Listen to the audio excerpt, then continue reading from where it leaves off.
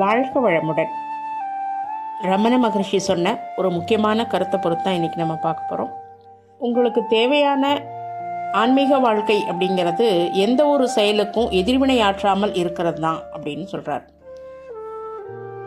எப்பவும் எந்த விஷயத்துக்கும் அமைதியாக இருக்கிறது தான் உலகினுடைய மிகப்பெரிய சொத்து. இதுவே மிகப்பெரிய சித்தமும் ஆகும் அப்படின்னு சொல்கிறார். நம்மக்கிட்ட இருக்கக்கூடிய மிகப்பெரிய சக்தி எது அப்படின்னு பார்த்தா, நாம் எப்பவும் அமைதியாக இருக்கிறதுக்கு கற்றுக்கிட்டால் மட்டும்தான் எந்த பிரச்சனைக்கும் நம்மளால் தீர்வு காண முடியும் அப்படின்னு சொல்கிறாரு. இதை எப்போவுமே நாம் நினைவில் வச்சுக்கக்கூடிய ஒரு விஷயம் அப்படின்னு சொல்கிறாரு.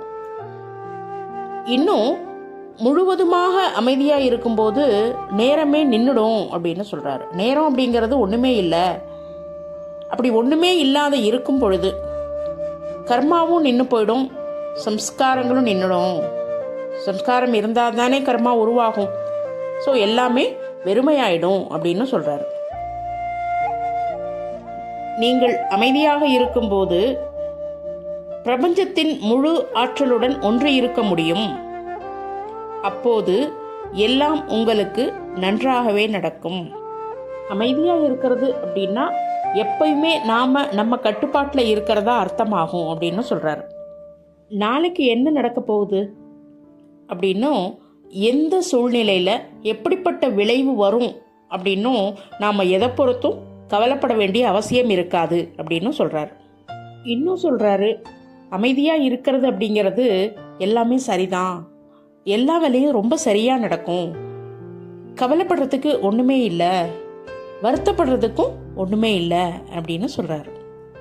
இதைத்தான் பைபிளில் கூட ஒரு வாசகம் இருக்குது. அமைதியாக இருங்கள், நானே கடவுள் என்பதை அறிந்து கொள்ளுங்கள் என்பதை சுட்டி காட்டுறார். அமைதியாக இருக்கிறதுனா நானே கடவுள் அப்படிங்கிறத உணர்றது தான். உங்களுக்கு தேவையான ஆன்மீக வாழ்க்கை அப்படின்னா எந்த ஒரு சூழ்நிலைக்கும் எதிர்வினையாற்றாமல் இருக்கிறது தான் அப்படின்னு சொல்கிறார். உங்கள் கைகள் வேலை செய்யலாம், ஆனால் மனம் அசையாமல் இருக்க முடியும்.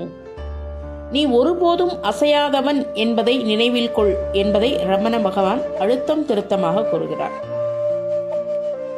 ஆகவே நான் அசையாத வஸ்து என்பதை ஒவ்வொரு கணமும் அனுபவித்து வாழ்வை நடத்துவோம் என்று சொல்லி இந்த பதிவை நிறைவு செய்து கொள்கிறேன். வாழ்க வளமுடன்.